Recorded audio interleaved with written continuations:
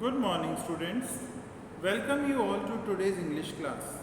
Today we will study a lesson from the book First Flight, The 100 Dresses 2. We have already read lesson 5, The 100 Dresses 1. This is a continuation of lesson 5. So first of all, let's know what we have read in lesson 5 and then we will continue with this lesson. In lesson 5, we read that this is the story of a girl, Wanda Petnowski.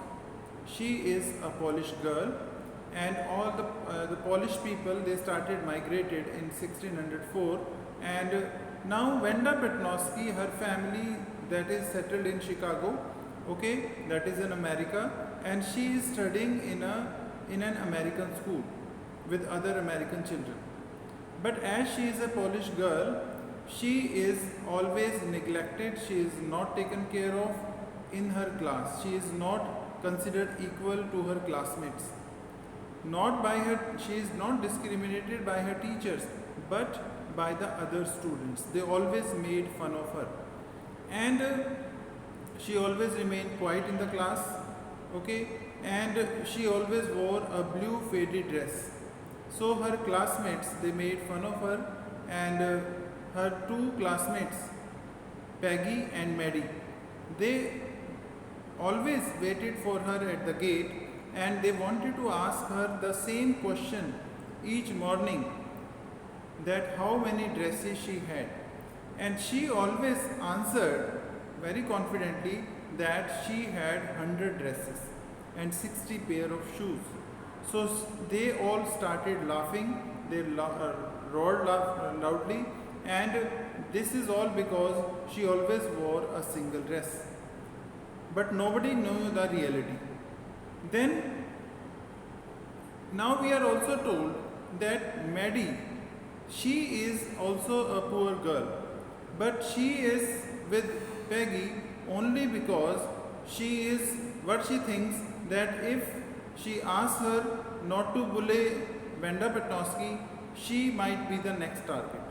So she always accompanies Peggy, but she does not like all this at all. And ultimately, now the next we are given that a drawing competition was there, and all the drawings, they were displayed on that day. All the drawings were displayed in the classroom, and all were surprised to see that 100 dresses, all the different colors, all the different designs, they were all prepared by any student. Okay, they did not know that who had prepared. Wanda was absent on that day, and even after a few days she was absent. Okay, she did not come to school. Now what they want to know, that who had prepared these dresses, who had made these drawings. So they were surprised, all the students were surprised to see all these dresses. So now how the story moves in the next part, that whether Wanda Petnowski comes, and because she is also given the first prize in that drawing contest, but whether she comes to receive the prize or not, okay, and what happens next, do they feel guilty about what they have done, okay? So let's see and find what is given in that story. Now, the drawing competition was over, and while the class was circling the room, the monitor from the principal's office brought Miss Mason a note. Miss Mason read it several times and studied it thoughtfully for a while. Then she clapped her hands. Now, all the classmates, after looking at all these drawings and all that, and they had all settled they were circling in the class, they were getting in the class, and monitor from the principal office brought a letter for Miss Mason. Miss Mason was their teacher, and she read it several times and studied it thoughtfully for a while. She just remained in her thoughts, and then she clapped her hands. She just wanted the attention of all the students. Attention class, everyone back to their seat. So she asked all the children to sit back at their seats. When the shuffling of the feet had stopped and the room was still and quiet, Miss Mason said, "I have a letter from Wanda's father that I want to read to you." Now, when all the students had settled, so what she said that I have got a letter from Venda's father and I want to read it for you. Miss Mason stood there a moment and the silence in the room grew tense and expectant. Now everybody was expecting what was there in the letter and all the students grew tense. The teacher adjusted her glasses slowly and deliberately. She adjusted her glasses, she just adjusted her glasses and she just looked intently at all the students. Her manner indicated that what was coming. Now, how she looked at all the children, that she came to know that how they had behaved with Venda Petnosky, what they had done with her, how bad she felt, okay, and all had come to know that what might come in that letter. So this letter from Venda's father was a matter of great importance. It is really a serious matter and I have got a letter from Venda's father. Everybody listened closely as Miss Mason read the brief note. Now everybody listened to the letter when she started reading it. Now what was given in that letter? Dear teacher, my Venda will not come to your school anymore. Now Venda would not come to school. Jack also, Jack was her brother. Now we move away to big city. Now we are all moving to a big city. No matter, no more holler Pollock, no more ask why funny name, plenty of funny names in the big city. So now nobody would ask her that we belong to a Polish community and nobody would make fun of our funny name because there are plenty of funny names in the big city. So now we understand that why she had left the school, because she was always made fun of. She tolerated all that for the time being, but after that it was really very difficult and that's why they had decided to move to a big city, because in the big cities nobody bothered about other people's names or their dresses or anything else. So yours truly, Jane Petnosky, that was her father. A deep silence met the reading of this letter. A deep silence met the reading of this letter. Now everybody in the class that was silent, completely silent. Miss Mason took off her glasses, blew on them and wiped them on her soft white handkerchief. Now she took off her glasses, her eyes were also wet and she just wiped her glasses with soft white handkerchief. Then she put them on again and looked at the class. Now then she again put on the glasses and looked at the class. When she spoke, her voice was very low. Now she was also sympathetic for Venda Petnosky and she spoke in a very low voice. But she said, I am sure that none of the boys and the girls in the room 13 would purposely and deliberately hurt anyone's feelings because his or her name happened to be long, unfamiliar one. Now what she talked in a very positive way. She did not scold the children, but what she said, that I know that the boys and girls of this room number 13 who would have not hurt anybody's feelings deliberately, कि जानबूझ के किसी की feelings को hurt नहीं किया होगा. I know it very well and purposely you have not made fun of anybody and because of his or her funny name or unfamiliar one or anything else. I prefer to think that what was said in thoughtlessness. So what she said in a very positive way, what the teacher said in a very positive way, that I think what was said to her, you made fun of Venda Petnosky, but that was all your thoughtlessness, that you had not thought about that. You would have not thought about the repercussions or the outcome of that fun. I know that all of you feel the way I do. I know that you all have feelings. You are also sympathetic for Venda Petnosky as I do, I am also feeling the same, and that this is a very unfortunate thing to have happened. And now really it's an unfortunate thing that she had to leave the school, she had to leave the city only because of her long name unusual name, or she belonged to a Polish community, or she was a poor girl. For all that she had to live, and this is really unfortunate and sad. And I want you all to think about it. You should all think about that why it all happened. Now, this is all children, this is all bullying. Okay, बच्चों को मजाक उड़ाना, उनको चिढ़ाना, है ना, उनके एक तरह से रैगिंग करना. तो this is all nowadays, so it is all banned and nobody can make fun of like that. But some way or the other, we sometimes hurt others. Okay, and sometimes that happens too much, and that may spoil their career, or you may be going to some engineering colleges, medical colleges, okay, in the future, and you will find that many of the cases in the past happened only because of such bullying, because many students, they committed suicide after they felt insulted. In this case also, Wanda Petnowski had to leave the school. Okay, even they left the city because of this reason.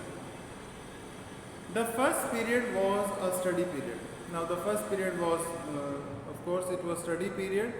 Maddie tried to prepare her lesson, but she could not put her mind on her work. Now Maddie just tried to heed to her teacher. She just wanted to prepare her lesson, but she couldn't do so because that her mind was only on Wanda Petnowski. She had a very sick feeling in the bottom of her stomach. Now she was feeling really very bad for Wanda Petnowski, because now why she did not favor her, why she did not stand against bullying, that she was thinking. And you know, Maddie, she is who is the writer of this story. She is narrating her story as Maddie, because she had the same incident happened in her school. Okay, and she had a very sick feeling in the bottom of her stomach. True, she had not enjoyed listening to Peggy ask Wanda how many dresses she had in her closet.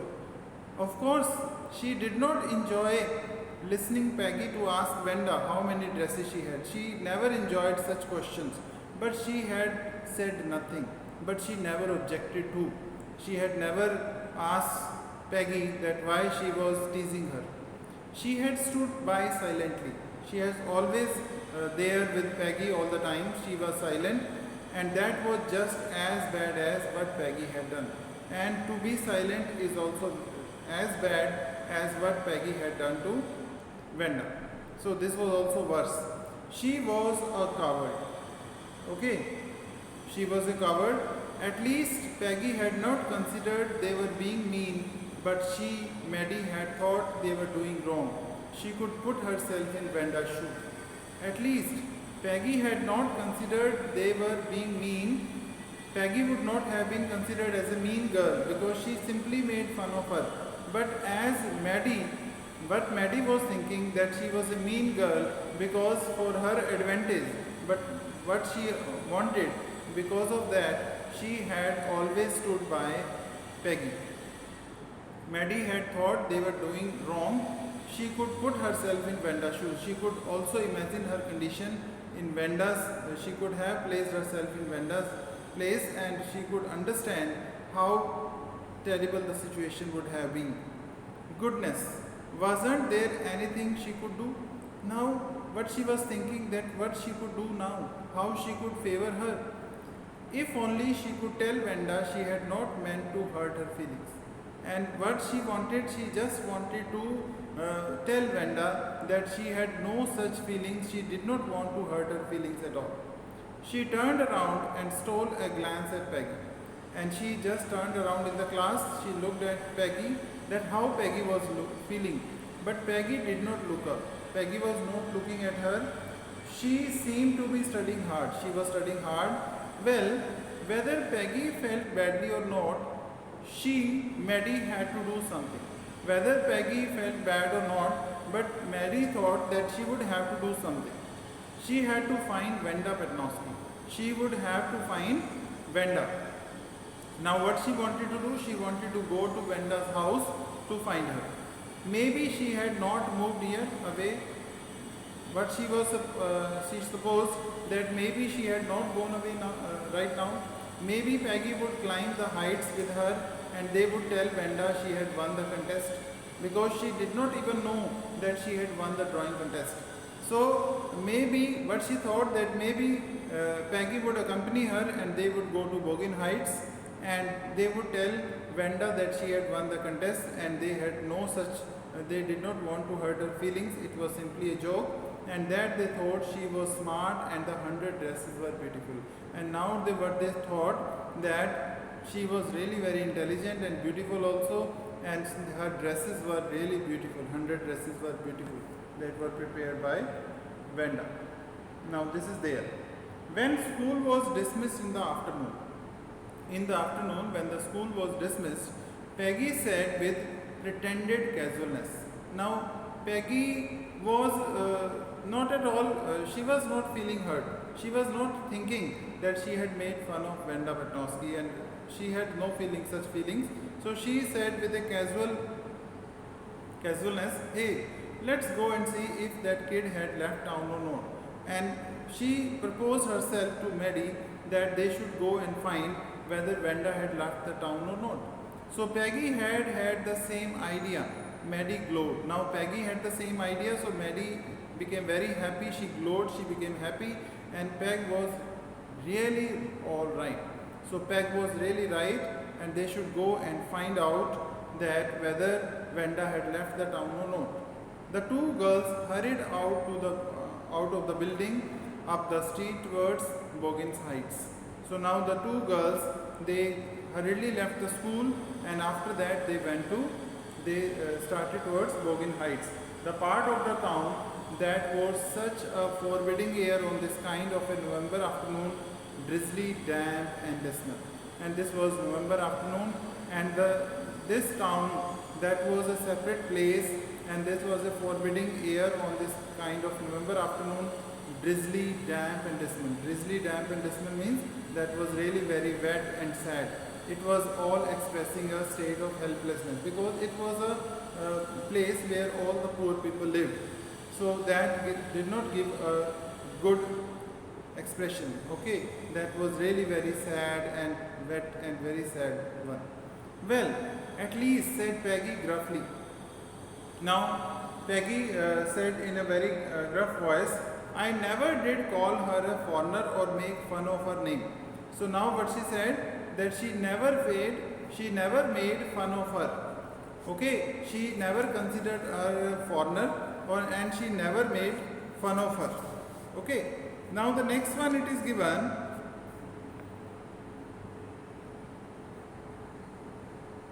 I never thought she had the sense to know we were making fun of her anyway. And what Peggy was saying, what Peggy told, that she never sensed that that she could sense that we were making fun of her. I always thought she was always serious, and she would never bother about what we were saying. I thought she was too dumb, and she was a foolish girl. She would not understand that we were making fun of her. And look how she can draw, and how surprising it is how she can draw. She draws so beautifully. Okay, what a talent she has got. Maddie could say nothing. All she hoped was that they would find Venda. Maggie could say nothing. She did not want to say anything, and she hoped that they would find Venda. She wanted to tell her that they were sorry they had picked on her, and how wonderful the whole school thought she was. Okay, and Maddie could say anything, but all she hoped was that they would find Venda, and she wanted to tell her that they were sorry they had picked on her, and how wonderful the whole school thought she was. And it was all by chance. They had picked on her, they made fun of her, but it was all not intentionally. And secondly, she was a wonderful girl of that school. And please not to move away, and everybody would be nice. And they also wanted to go to her to request her so that she should not move away from the city, and now everybody would be nice to her. She and Peggy would fight anybody who was not nice. So, and Maddie and Peggy, they would fight with anybody who would not be nice to them, nice to her, who would make fun of her, they would fight with her. The two girls hurried on. The two girls now they were going to Goggins Heights. They hoped to get to the top of the hill before dark. Now they wanted to go reach the top of the hill before getting dark. Okay, I think that's where the Petrovsky live. Okay, said Maddie. I think we should do this lesson up to this part only, and rest of the part we will discuss in the next lecture. So with that, thank you.